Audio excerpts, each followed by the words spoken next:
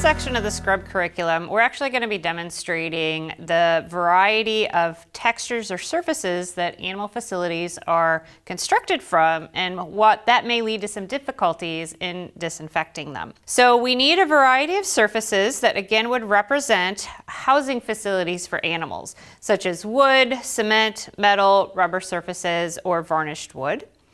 What we're going to be using for our facilities to be dirty, we're actually going to be creating some manure out of potting soil, and then we're going to add some glow germ powder to test how well the students actually clean the facilities.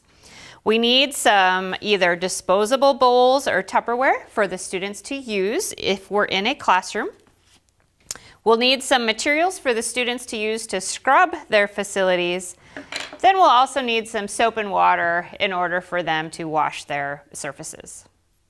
Before class, you're going to want to actually prepare our fake animal manure. So again, we're using just some potting soil.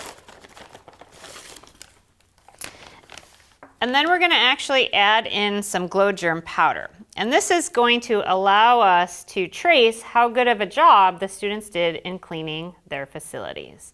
So we'll add a little powder in and then stir it into our potting soil. And this again is going to make our diseased soil or diseased manure mixture. I'm going to add a little bit more to make sure I've got good distribution. And then mix that together. Now I need to add some water to get this to the consistency so we can apply it to our facility surfaces.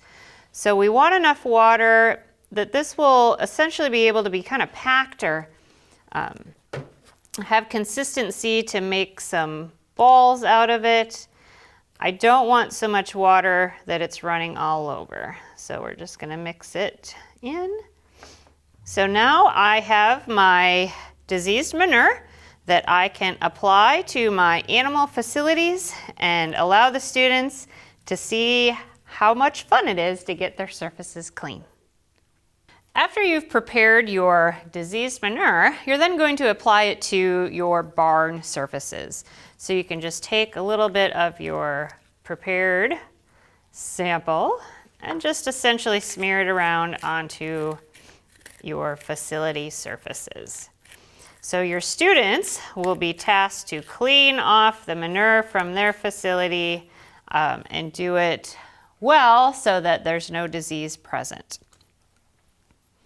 In a classroom, it works pretty well to actually do some problem-solving creative thinking. So we would give our teams of students a limited set of resources. So for example, we would give them 3 bowls that they could use, some water and some soap, as well as their cleaning utensils. And they're going to have to figure out how to use that limited resource without contaminating all of their cleaning materials so that they'd never be able to get their surfaces clean. Again, this allows students to really work together as a team to do some problem solving on some real-world practical problems. So after the students have cleaned their surfaces, they're going to bring them to the instructor to test to see how clean they are. So you'll use your UV light to scan for any traces of remaining manure.